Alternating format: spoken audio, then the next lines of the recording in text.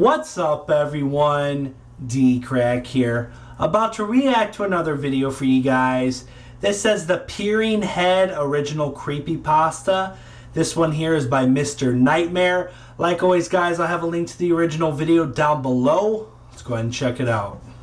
2, 3. After moving to that house, my life changed for the worse. I gained haunting memories and phobias, horrifying images stuck in my head that I will never be able to shed. Ugh.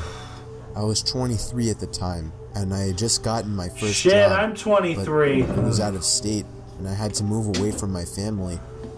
It was a stressful time in my life. I felt mixed emotions about living in a house all by myself, so far away from my family in New Jersey. Mostly a mix of excitement and nervousness. Of course, I didn't have much money at such a young age, so the house I was moving into was kind of old and run down. It was a fixer-upper, to put it lightly, but it did come with a good amount of furniture. I remember the night I arrived at the house, after the long drive. It was probably close to 10 o'clock. Lugging that giant duffel bag of clothes up to the empty house, dropping the bag on the porch, pushing the key into the keyhole and turning it, unlocking more than just the door, but a whole new chapter to my life. The rest of my life, of independence. Of course, at that time, I didn't know what I was really walking into. On that first night, I tried to familiarize myself with the house a bit. There was a living room, a kitchen, a dining room, a basement, 2 bedrooms upstairs, and 2 I bathrooms. hate basements, One I don't upstairs care. and one in the basement. I had the basic necessities furniture-wise: a fridge, an oven and microwave, a couch, a bed, and such. All the floors were wooden and a bit creaky. It was more of an ideal place for an old woman, but the price was right. I was so exhausted that I just brushed my teeth and went to sleep on that old bed in the bedroom, not caring how dirty it might have been. The first night, I laid awake for probably an hour, with the silence constantly being broken by cracks of wood and other house weathering sounds. All was fine the next morning. I hate that. I ate at the nearest IHOP, got some groceries, and headed back home. Getting out of my car, I saw a woman next door getting into her car. She noticed me. I gave her a wave and slowed down, half expecting her to come over and introduce herself. But all she did was return a wave before getting into her car and driving off. Now, I was used to having unfriendly neighbors, but there was something about the way she looked at me that made me uncomfortable. I detected a hint of worry in her face. I shrugged it off and She went knows inside. something's fucking wrong with that house he moved into. Watching TV on the old rabbit-eared television that was left in the house. When I decided to call it a night, I went to the bathroom to brush my teeth. Due to a force of habit, I still shut the door while in the bathroom. But while I was brushing my teeth, I heard the faint sound of a single knock on the bathroom door. I felt my heart drop. I jumped back against the wall in response. The sound caught me off guard.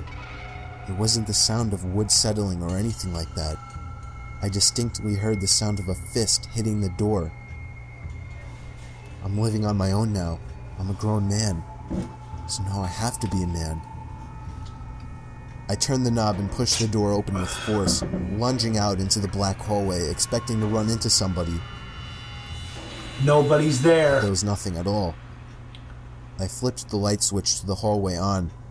All the doors were still shut just as they were before, except for the door to my bedroom. I took a deep breath and ran straight into the room, literally flailing my arms everywhere, expecting to hit somebody. I stopped and took a good look around the room. I was the only living soul in the room. So that was it. This is creepy as hell. Place an intruder could have gone. I would have definitely heard them run down the creaky old steps, and I would have heard any of the doors close. I was at this point convinced it was just my imagination, or more house noises, maybe a mix of both. I had trouble falling asleep that night. I jumped at every little noise, paranoid of my surroundings. Yeah, I was I acting would be like a terrified paranoid little too. kid. After flipping over Buy a trying to get shotgun. comfortable for the 100th time, I noticed the door to my bedroom was open. From what I remembered, I had not left it open. And then I realized bitch, get out of the house! Poking My in at ass the would edge be of the out. door. I sat up and tried to adjust my eyes to see what the hell that thing was. My eyes adjusted to the dark ever so slightly, but it was enough to make out the object to be the face of a woman, and she was undoubtedly staring at me, laying in my bed. I crawled up in fear, screaming like a 5-year-old. The head moved away from the doorway out of sight.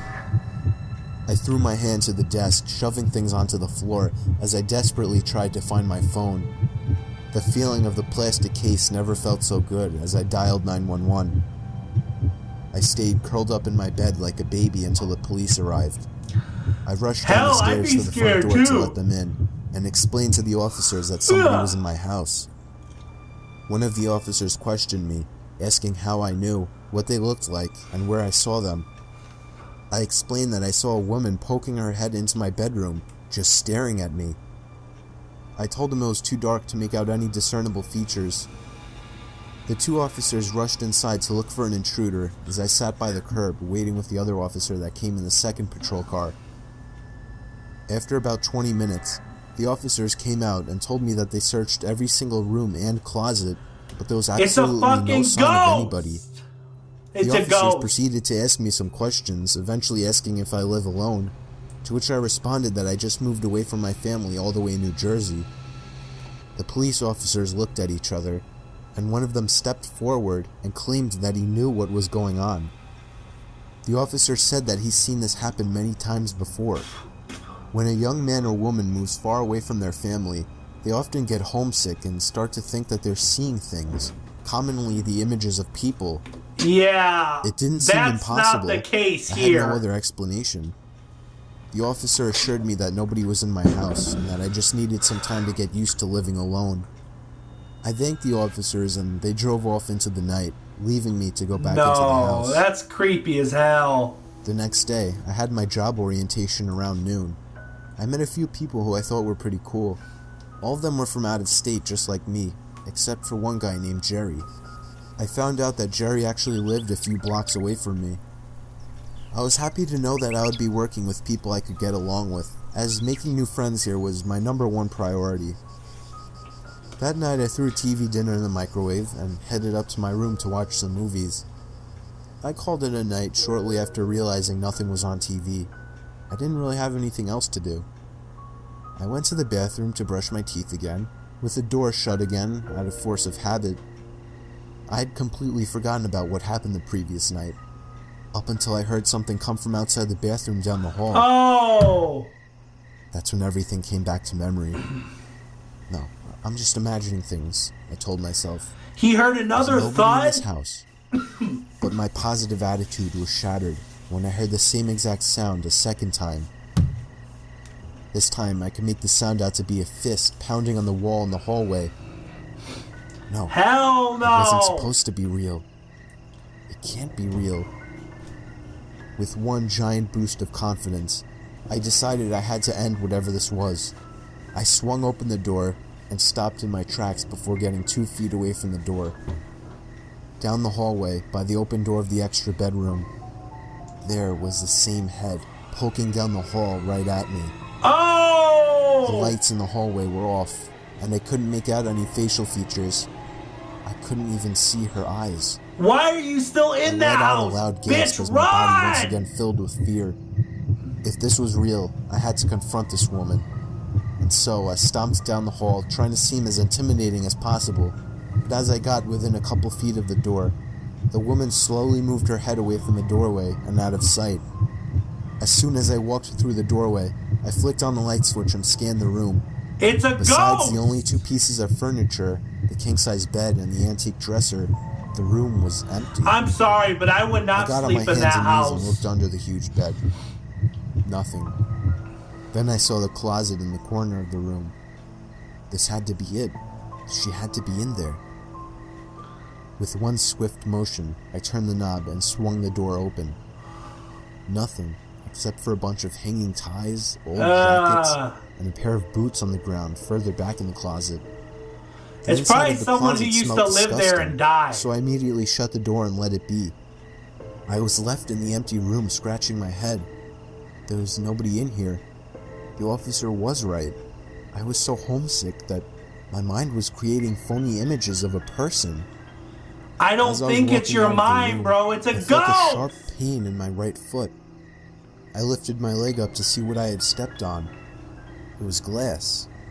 Upon closer inspection, I saw tiny shards of glass scattered all across the floor. Whoever was in charge of cleaning this house up did a bad job. Or the But it wasn't freaking that big of a ghost is deal. trying to I kill made a you! note to self to sweep up the glass and get some air fresheners, because as I came to think about it, the whole house smelled a little funky, and I'm sure that wasn't doing my mind any good. Oh, there's a considering what freaking was dead going on. body in the house somewhere. It was another sleepless night, but thankfully I had nothing going on the next day. Come morning, I did some grocery shopping, but when I got home, I realized I'd forgotten the air fresheners. I didn't feel like driving back to the store, so I decided I could deal with the house odor for a little while longer. I did a lot of work around the house that day. I put some new furniture in, swept up the broken glass, and I got a good amount of cleaning done, namely dusting off all the old furniture so that I didn't feel like I was living in a dead person's house. Oh. I went for a bike ride later in the day to the woodsy area of the neighborhood, and when I got back, I cooked myself a dinner for the first time and called it a night. When it came time to brush my teeth, I was almost dreading having to go back in that bathroom after the previous nights, but I brushed my teeth without any interruptions. I breathed a sigh of relief when I was done and continued back to the old rickety bed in my bedroom. Maybe I was finally getting over the delusions. I did my nightly movie watching before turning off the TV to be alone with my thoughts. Oh shit, the I freaking was woman's eager to gonna start come work, back! just to end the constant loneliness. I needed something to take my mind off of the weird things I had seen. About half an hour later, I finally drifted away into a deep sleep, only to be woken up to a loud bang. I sat up while rubbing my head, confused, and that's when I saw it. Hell no! At the edge of my bed was the woman I had seen before, peering over the bed so that only her head was visible once again. Oh my... I let out a high-pitched shriek, completely horrified by the disturbing sight. What the It's not real. It's not really there, I told myself, but it wouldn't go away. It's a ghost! Just stayed at the edge of my bed, watching me. I looked to my right at the lamp sitting on the nightstand right next to my bed. I didn't want to feed my mind's tricks and games, but I had to see what this thing looked like. I reached my hand out to the knob on the lamp, then clicked it to the right. The bright light of the lamp illuminated the room, along with the face at the end of my bed. And what I saw has been engraved into my mind. This was no ordinary woman. The few hairs that were still attached to her scalp were long, gray, and tangled. Oh! Her skin was cracked. Her mouth hung open, revealing stained brown teeth and eyes. There weren't any. There were just two gaping black holes in her face. Oh, hell! I screamed louder than I knew I could and flung my pillow across my bed to the thing. And just like that, the thing was gone. My heart was probably beating It's a 300 times ghost! a minute, and yet I was frozen in a curled up position in my bed. What had I just seen? I only got about 2 hours of sleep that night. Things seemed to be getting worse. Why would my mind create an image like that? I had no idea what to think. It's not anymore. your mind, So bro! I called my mom and informed her of what was happening. I didn't want to admit something like hallucinations in fear that my mom would think I was sick, and the last thing I wanted to do was worry my mother, but I had no one else to talk to about it. So I explained everything, and as I expected, she started to freak out and panic, assuming somebody was actually in my house. And then I told her about the awful, decaying features of the woman's head. I immediately detected that her tone had changed from worried to confused and concerned. She told me to get as much sleep as possible and to take my vitamins every day. Oh, typical mom you answer, are an but I idiot to can't say I stay in expected that much help house. from her. My ass would have been out. After hanging up the phone, I realized that she too thought I was just going crazy, but it was too real. I couldn't just be imagining it. I decided to get out of the house to get my mind off of it.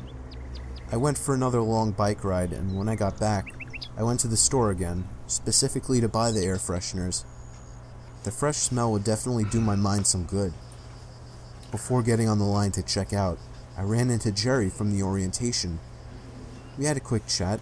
I talked about my daily activities in the neighborhood, biking, shooting hoops at the park. The guy who lives and in a that lot of town is movies. going to say something about He that asked house. me where I went to go biking, as he knew of some great bike trails in the area.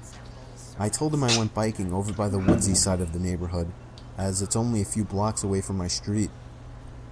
"Which street is that?" he asked me, to which I replied, "Maple Drive." A look of worry suddenly spread across his face, as he seemed to be instantly consumed into his phone, typing away. "What's wrong?" I asked him. He lifted the screen of the phone up to my face. "Is this where you live?" he asked. There was a picture on the screen of my house. "What? How did you know? Why is that picture online?" Bitch, get out of there. Jerry went on to explain that before me, there was a couple living there. The neighbors claimed they always heard the couple fighting and the sounds of glass breaking. And then he dropped a bomb. He told me that one day, the scream of the wife could be heard by all the surrounding neighbors, and shortly after, one of the neighbors found the woman's body with her head missing. The story was such horrifying news to me. Peering I head. had no idea about the house's past history. I left the store shaking in my feet, feeling like my legs were getting weaker as I walked There was to my glass car. on the carpet. I got lunch at Wendy's and took a long detour back home, trying to think everything out. Things were starting to make sense. The low price, the old furniture, the broken glass. But one thing wasn't accounted for. The smell. The horrible odor in the house, specifically in that closet. What if something's in that closet? I had to get home and find out what was in that woman's closet. body. After getting home, I immediately ran straight to the extra bedroom with the closet. I swung open the closet door to have a blast of foul air hit me right in the face. The smell seemed even more unbearable than before. I ravaged through the closet, throwing all the hanging ties and jackets out onto the king-sized bed. There was nothing at all. There was absolutely nothing else in there besides What the the ties hell and the is it jackets. then? It was just a regular closet. I felt a headache coming on. It didn't make any sense. I plugged the air freshener into the outlet in the closet and shut the door, not even bothering to hang the ties and jackets back up. I didn't understand where the odor was coming from, but it didn't matter anymore. The air freshener would take care of it. I walked out of the bedroom, but with the feeling of having missed something. I didn't really know what, but I felt like my brain was trying to tell me something. I didn't Is there dwell on something it, hidden though. in the I was closet? more focused on calling my mom and telling her about the history of the house. We were not warned or informed of this history, and I intended on making a case of it. I tried calling my mom 3 times, and on the 3rd time she finally picked up. She informed me that she was just getting home from a long and stressful drive during a snowstorm. I completely forgot that it was cold in New Jersey. She told me to hang on, that she was taking her boots off. And then it hit me. Boots. The boots. My heart dropped. There were jackets and ties, but no boots. Where the hell were the boots that I saw in the closet 2 days ago? I turned to the bedroom door. And there it was. What? The head of the woman peering down the hall at me. This time, I couldn't even get a scream out. The head began to move further out into the hall until a tall body emerged into sight. It was somebody in raggy, ripped clothing covered in bloodstains, and they were wearing the woman's face. The huge figure charged down the hall towards me, but I was already halfway down the stairs. The sound of the boots stomping on the stairs was right behind me as I was at the front door trying to unlock and open it. I felt 2 hands grab me and shove me to the floor. I lay defenseless in the corner, held down by the towering figure. With only my legs free, I had only one option. I kicked the figure in the groin, and he collapsed down, groaning in pain. I thanked my lucky stars and pushed him off of me, freeing myself. I opened the front door and ran to my car, driving about 5 blocks away before calling the police. Unfortunately, the man was already gone when the police arrived. I had a pretty good idea of who the man was, and I gave a tip to the police. It's a killer? Of course, they already had a good idea as well, and it didn't really do them any good. I still don't understand how I mistook it for hallucinations, and I'm still trying to figure out where he managed to hide after each appearance. I think when he was at the edge of my bed, he simply hid under my bed for the rest of the night. And it only terrifies me to think about what would have happened had I simply looked under. I don't know why he toyed with me though. Why didn't this sick freak just kill me if that was his end goal? Or maybe it wasn't. Hopefully I'll never know.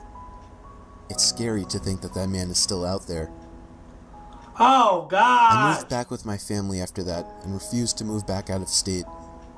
My dad helped me get my foot in the door at the company he works for, so I think I'm alright employment-wise. But I still think of the experience every night, and sometimes I wake up in the middle of the night and I can swear that I see the woman's head peering over to me in my bed. Hell no! Fuck! Ooh, that ending thing was creepy. That face. Ooh, that gave me chills. Fuck. Alright, guys, that was the Peering Head original Creepypasta by Mr. Nightmare. If you guys enjoyed this scary reaction, make sure and smack the like button and subscribe if you're new. Also, if you have a video you want me to react to, comment down below. Maybe I'll check it out. And make sure and follow me on Twitter. I'll have a link to my Twitter down below in the description. But until next time, guys, peace.